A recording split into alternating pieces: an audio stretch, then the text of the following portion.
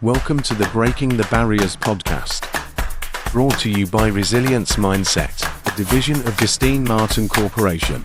This podcast is your front row seat to inspiration, empowerment, and real-life stories that will leave you in awe. Join our host Justine Martin, CEO and founder of Resilience Mindset, as we dive into the incredible lives of the 27 models featured in the groundbreaking community project, Breaking Barrier Stories Through the Lens. So grab a cup of coffee, settle in, and get ready for stories that will uplift, empower, and inspire.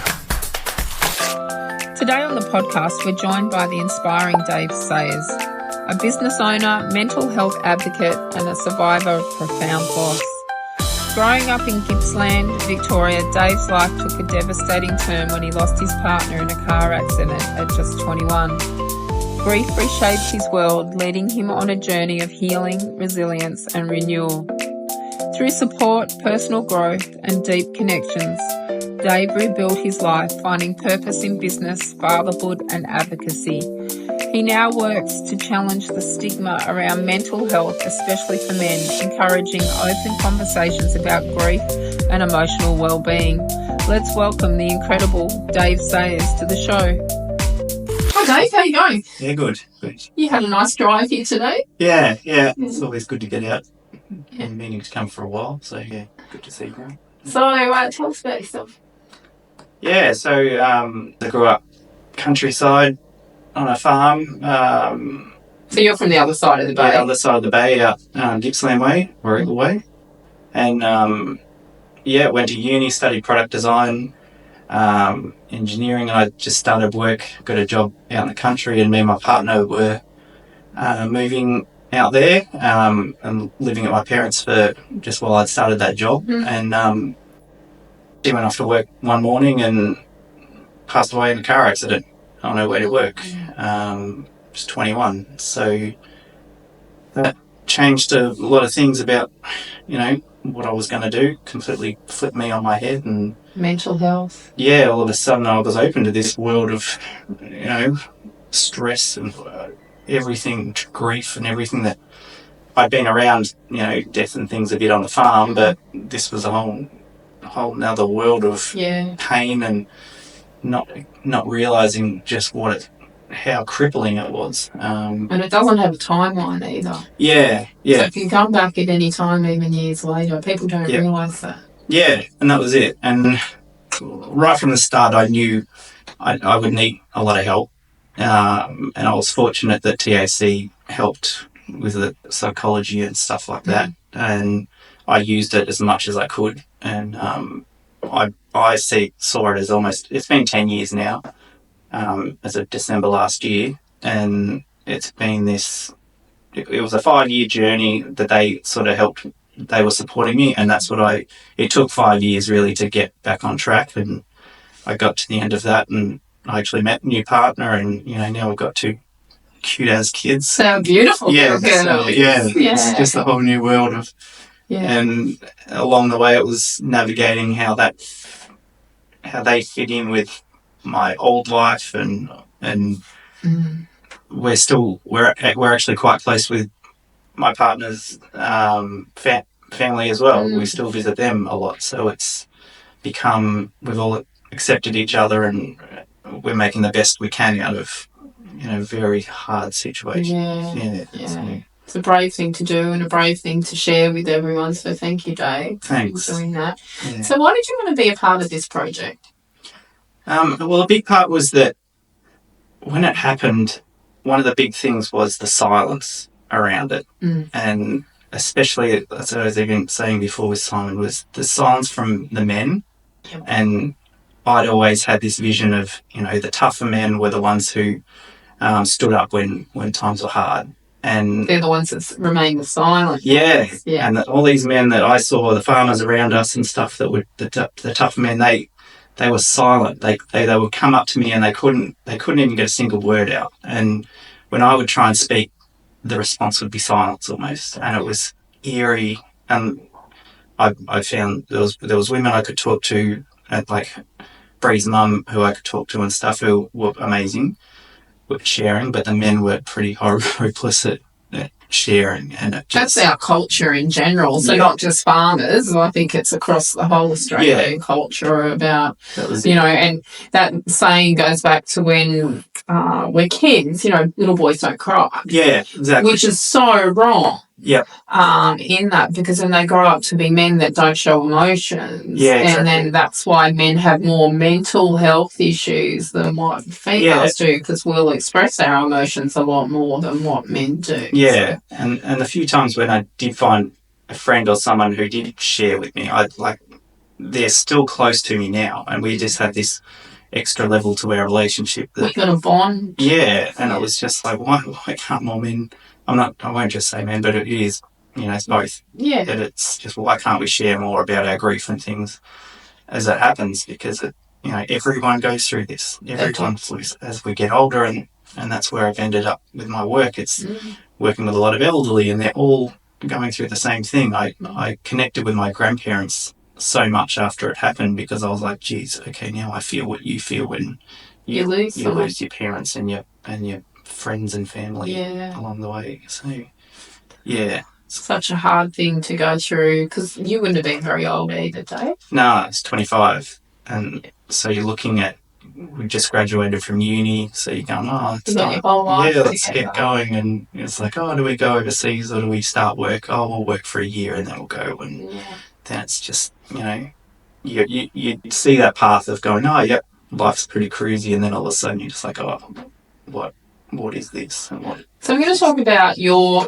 disability, and I say that in brackets because when you asked me, can I contribute to this project, you were pretty keen to come on board, would I qualify? And I said yes, because people don't consider mental health as a disability, but it actually is. Yeah, and that's what I would say. Like, it limited me more than anything, and it actually physically it ruined me as well. I lost a huge amount of weight. I couldn't eat properly. I couldn't exercise because I just felt so horrible, and it changed the way my brain actually worked, and I enjoyed learning that science behind it, and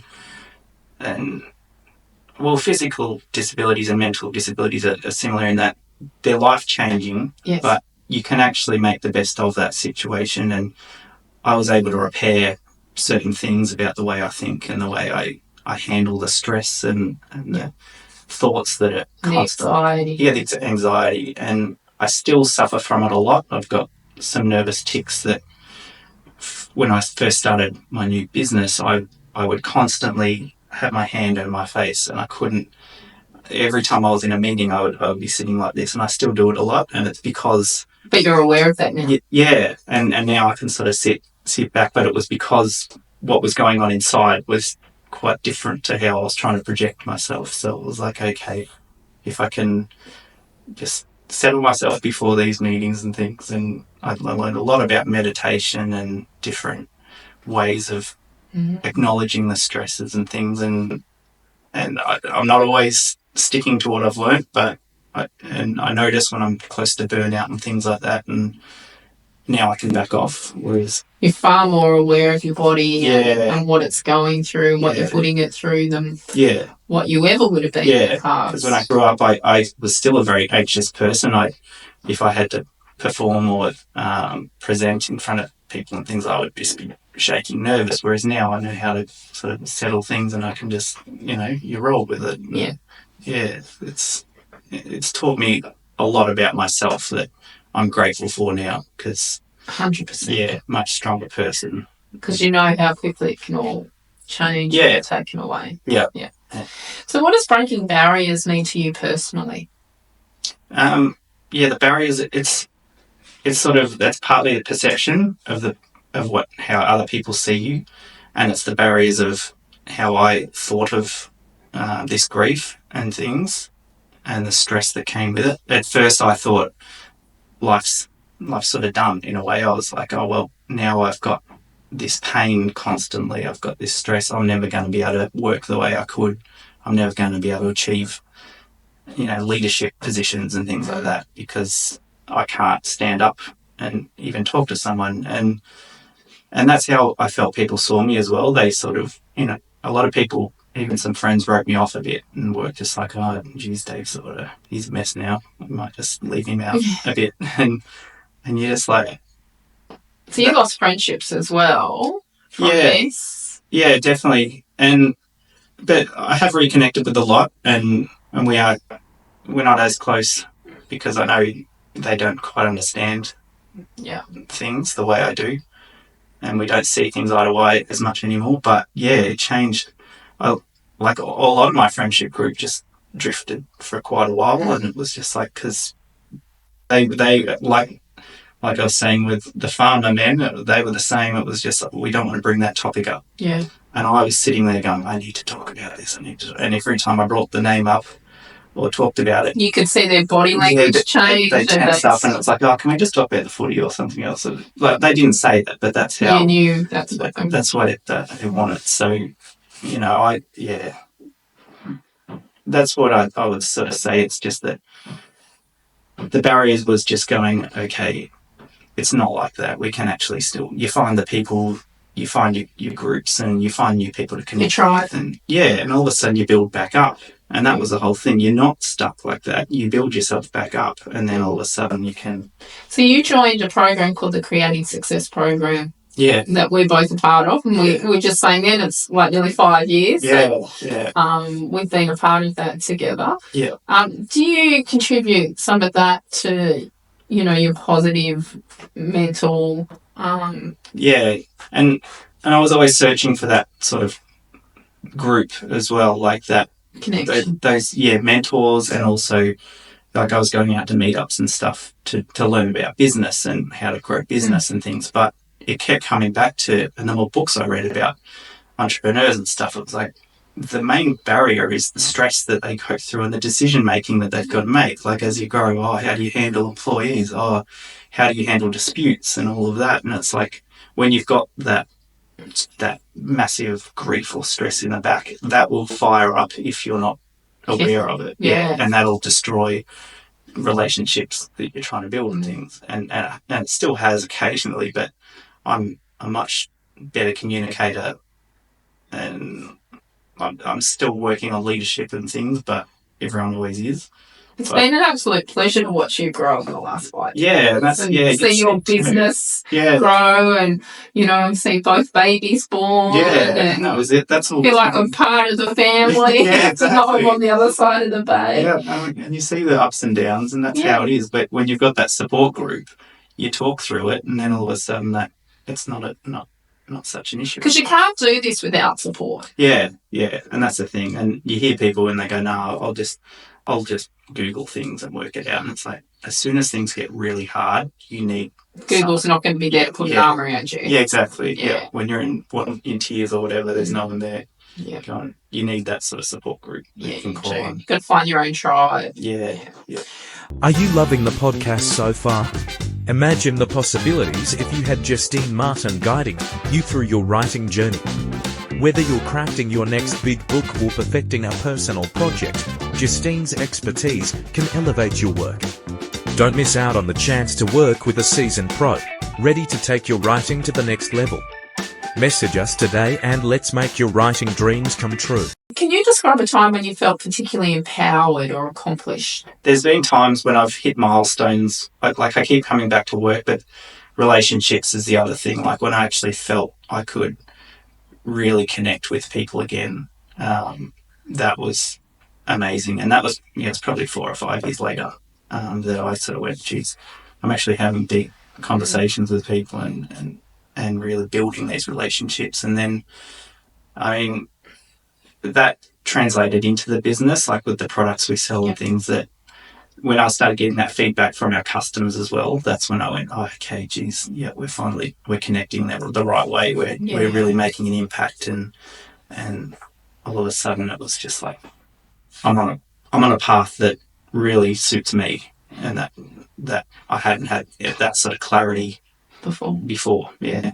So what are some of your proudest achievements?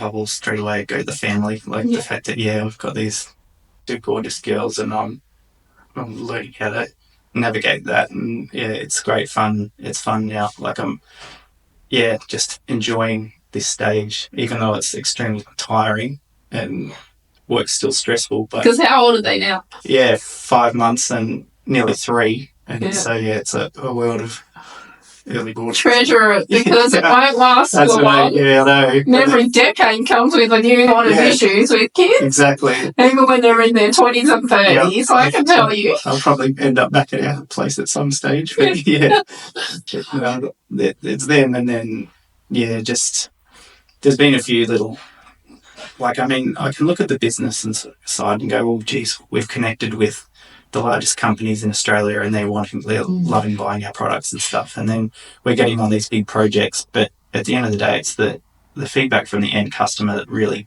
gets me motivated. Yep. When I hear, oh, yeah, you've just made me feel alive again, or you've made me want to get out there and do things. That's a good feeling, isn't it? Yeah.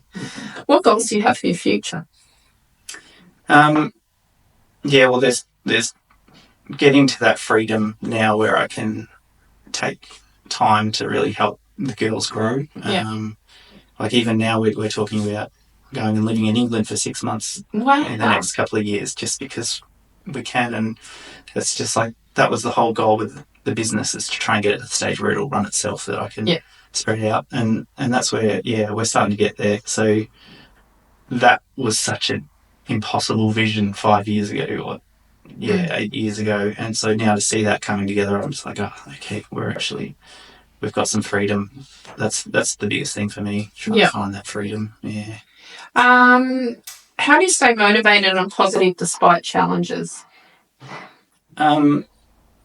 Early on, it was probably finding those it's taking things back to basics. So I usually go, it's like, what are the things that really always made me feel good? It's, for me, it's music, or I play piano, like I ride motorbikes, I like going for long drives and just being or hiking, going out quiet places. And we've ended up moving to a place where we're back on the bush, so we can just go out and it's quiet and there's animals and it's peaceful. That's the sort of stuff that grounds me again, and just slowing things down, because the pace of work and everything can get so intense. It's just like, sometimes you've just got to be like, life's very, it can be as complicated and as simple as you want. So it's just back off and just settle down. What advice would you like to give others facing similar obstacles? Well, there's the simple things like just, take it slow and just focus on getting through the day when you're in the real hard parts, and that it will get better and it will change and you can get better, that kind of thing. It's sort of just, you'll find your own pathway through. I think that's the hard thing. Like, you get advice from so many different people and they've all got different opinions, but you've got to listen to what's sort of going on here. What works for you. Yeah, and if it's for you, if it's some sort of exercise, or some people it is even burying yourself in work for a while, but you've got to just take that step back and just acknowledge what's going on in your That was me. Yeah, when Dean passed, is just burying myself in work 7 days a week for the last 2 years. You can't keep doing that long term. Yeah, it's not long term, but it was a coping mechanism. And that's okay. And it's just recognising that sometimes when you're ready, you can take a step back and take that next step. Have you ever thought about writing your own book? Join the Morpheus Publishing Writing Group program and turn your dream into reality. Contact Morpheus Publishing today and start your journey to becoming a published author. So how has sharing your story influenced others or your community? Or is this the first time you've really shared your story? Yeah, well, that's the thing. I have always struggled to share it, because a lot of the people around me don't, like, they want to just move on from it, in a way. But I have that much deeper connection with people when I can meet, like, because everyone goes through this grief and things, and it's just, that's what I want to sort of get towards. It's like a big white elephant in the room. Yes, it is. Yeah. Yeah, I'm writing a book on that. Okay. Yeah, well, it'll be, it's an important one, because you're just like, everyone and is going through it, and we work and we just push forward to go, soon it's going to feel better and things, and it's like, well, we've got to stop and realise that that person's gone or someone, and so every year I try and I go and see her family, and well, we're quite close with her family. They've become part of us, so like just taking that day or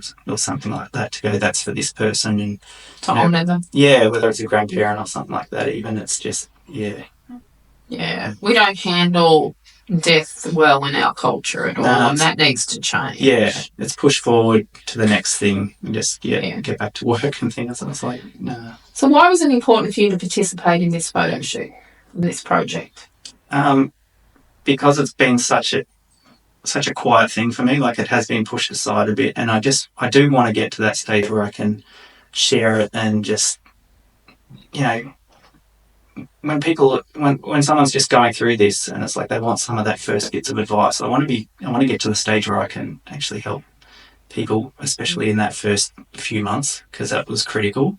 Yeah. And I was lucky I had some good people around, good psychologists and just good people, grandparents and stuff, who gave me good advice. Whereas I look at the people now, like people who end up drug addicts and stuff like that, I used to just sort of think, oh, maybe they're just not strong enough or something. But now it's like, if you don't have the right support and if that's all that's on offer, you're going to take it. Yeah. Because it's a fine line, isn't it? Yeah. You want to get away from that pain and stuff. Yeah. And so it's just like, well, if I can help guide some people into other avenues, then that's sort of my future goal. Yeah. Who are your role models or sources of inspiration? There's the business side of it where I look at other entrepreneurs who build things up. Like at the moment, reading about the Nike founder and how he was very similar to me, a bit introvert, and managed his... You, an introvert? Yeah. Yeah, there's just doesn't... Yeah, and that's like recognising that, yes, that's part of me, and that you can still just... You find the other people to fill all the gaps that your personality doesn't have. Yeah. And those sorts of stories are great. And just... my partner at Beck, and then I've got some family that I can sort of fall back on, and then people like Les who I can just share both business challenges and personal challenges and meld them in together, and then you work through it. Those sorts of ones. Yeah. You find your small group of people, and they're critical in the end. Yeah. 100%. So what message would you like to share with the world through this project? Don't feel limited by, what's going on. There's different, you might not be able to achieve absolutely everything you set out to, but you find your path, and you can grow to all sorts of things through your skill set, and acknowledging what you can and can't do. You'll find you can still find amazing success just by following what you're passionate about, and where your skills are, I think. Despite the obstacles exactly. you've faced. Yeah, whether it's mental or physical, you acknowledge what you can't do, and you just work on what you can, and you find people who can do the bits that you can't do, and 100%. It all comes together. Yeah.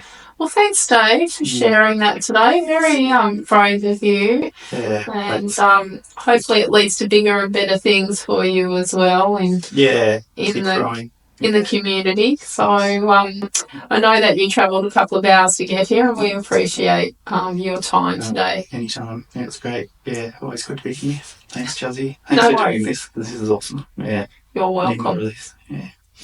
Thank you for joining us on this episode of Breaking the Barriers. We hope these stories inspired you as much as they inspired us.